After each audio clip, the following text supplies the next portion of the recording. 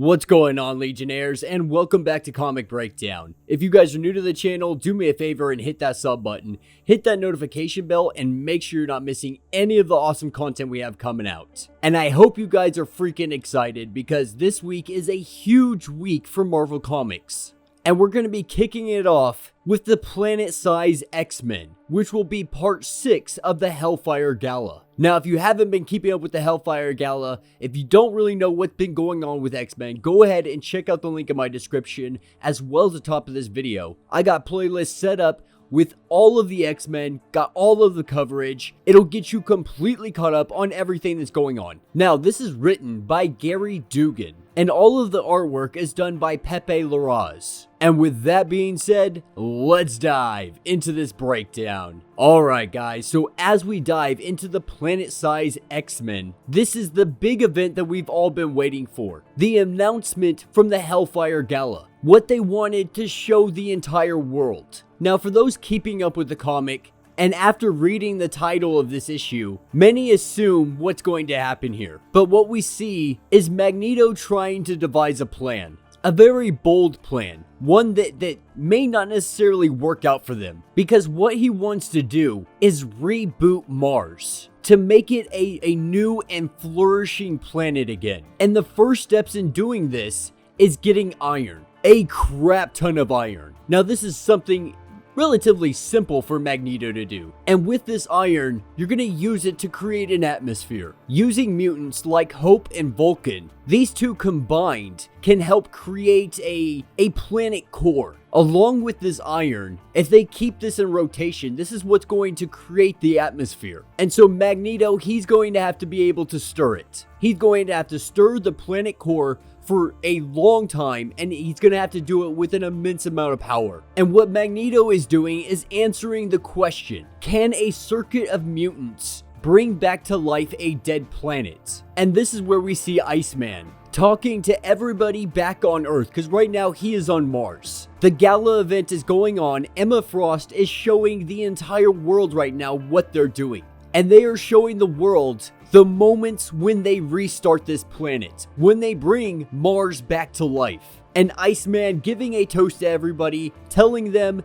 that he hopes they enjoy the show. And we see a burst of power come out of him. And we see ice, we see snow start to cover a good majority of Mars. But this is where we take a few steps back. A few days prior to the gala event, Magneto really setting everything up so that it all can fall into place on the gala event. Because there's been a persistent problem here on Earth. Ever since the Ten of Swords event, ever since the tournament, Arakko now exists as a sister island. And what we've seen is a whole lot of people from Arakko make their way to the Pacific. In the Pacific, they've been causing tons and tons of trouble. And so Magneto is here today talking to Iska the Unbeaten, trying to find out what kind of solution they can have for this problem. Because while Iska doesn't concern herself with humans or any issues that they're taking up with the mutants being there, this is a problem for Magneto. And if it's a problem for Magneto, it's a problem for Iska. But Magneto, he came here today to propose something new. Instead of waging wars like they have done for decades and centuries, why not build something new together? And that's what will take us to Krakoa 3 days ago. And right now he's meeting up with Hellfire, because right now Emma Frost is having huge trouble trying to get medicine to the rest of the world. Their need for medicine, the world's need for medicine, as they predicted, is extremely high, and they're not able to meet these. But with their loss of land in the Savage Land, they have less land to be able to farm. And so what we're seeing is a ton of events that are happening to mutant kind. Very logical, very agriculture, very political issues, but Magneto lets them know that he just needs a couple of days. If he has a couple of days, then all will become clear. He can solve multiple problems with what's about to happen. And that's when we pick up 2 days before the gala event. And we have Captain America meeting up with Cyclops. Because Captain America right now, he's worried. With the new island appearing and millions of more mutants now being on Earth, this causes a huge concern to the rest of the world. And with all of the action going on in the South Pacific, with the mutants coming on, the world has essentially gone into DEFCON 1. But what Captain America, what he came here to ask today, is all of this going to be permanent? Is this something that the world is going to have to get used to? And if so, what avenues can they take to make this transition easier? But Cyclops, being very vague, tells him to just ask him back. In a couple days, ask him this question again. And Cyclops tells him to make sure that he attends the gala event. And that's what will bring us to Above Earth the morning of. And we have our team making their way up to the planet, making their way up to Mars. Because right now, while yes, it may have a core and all of these other things, it still needs a lot more of a kickstart to actually become a flourishing planet. And so Magneto has hand-selected a team of mutants with unique abilities to be able to go up there and make this planet come back to life. And they're doing this while the entire world watches them. So if they fail, mutant kind will be laughed at. They'll be a laughing stock. And so that makes Quentin question, maybe we could use a powerhouse. Maybe we need a little bit more power. He's going to take this opportunity to definitely flex on everybody. But at the same time, it's risky, and why not have the extra power just in case? And they suggest Franklin Richards. But of course, Magneto, being the kind of purist he is, he sees Franklin as no brother to them, as a pretender to mutant kind. But he has made additional calls. He has made additional calls to Aurico. He has made other calls to Otherworld, to Monarch, and as well as partnering up with Iska. And she produces a couple of really unique mutants that are gonna help. They're gonna help really make Mars a new world. And those individuals are Lactua the Knower, Suburner of Depths, and Zelo, the first defender of the land. With their 3 unique powers together, and the individuals he has on his team, this is all the power he is going to need to be able to resurrect this planet. And that's what will take us to Mars on present day.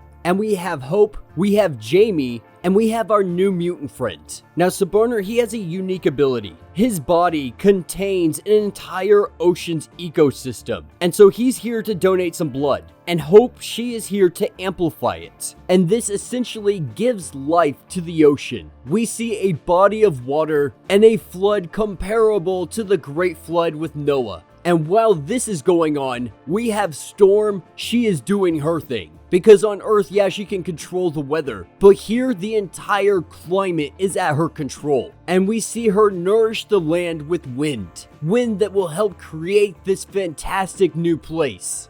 And this is where we pick up with Xylo and Magneto. Now, Xylo, his unique ability is being able to make this land full of nutrients again. And so what the universe takes a millennia to make, mutant kind is being able to do this in a matter of days. In a matter of moments, Mars is starting to teem with life again. But these are just the easy parts. The hard part is what comes next. And this is when Magneto, he goes through a portal, he goes through a gateway and meets up with Lactuca. And what they're doing here is going to attempt to be inverting the Eternal Gate. And then they're going to be teleporting everything to Mars. Now, if they're off, even by the slightest bit, it could be absolutely disastrous. And that's exactly why Lactuca is here. Because his gift is to know where everything is, including when and where to land. And this is where we see Jean Grey activate her powers. And in an instant, everything is teleported. Everything is sucked in. And for the second time in weeks, Aurico has been uprooted, but now it is at its forever home. The external gate was aimed exactly on target, slingshotting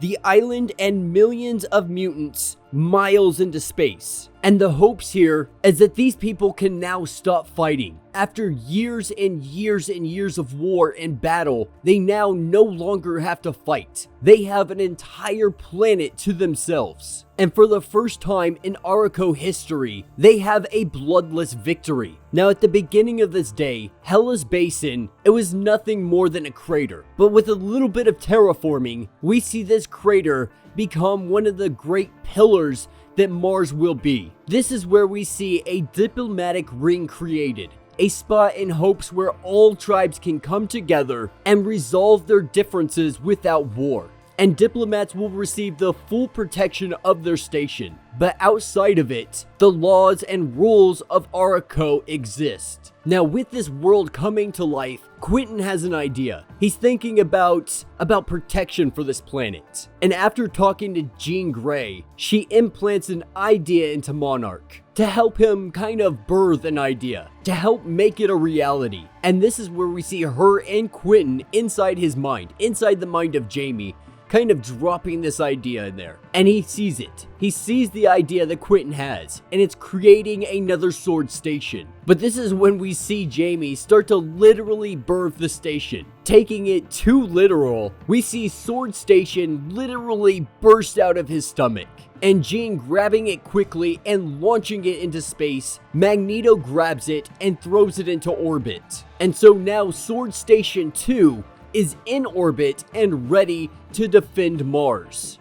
But every great planet, it needs a hub, it needs a port. And this is where we see them use their powers and create Port Prometheus. And the mutants, they're dubbing this place kind of the capital to the galaxy. And as Storm and Magneto look up to the sky, as they sit here and look what they have accomplished, Mars, it begins to rain, and this has nothing to do with Storm or her abilities. The planet is doing this all on its own, because the planet has finally come alive again. It is finally a living, breathing thing. And this is where we see all of the mutants making their arrival on Mars, coming through one of the gateways, looking at this new world that's been created, being able to breathe oxygen, feel the rain upon their face. This is a brand new start for all of mutant kind. Not only that, but what we're seeing here is mutant kind really propelling all of humanity into the future. They just terraformed and made an entire planet livable again. Not only that, but almost instantaneously they were able to teleport millions of people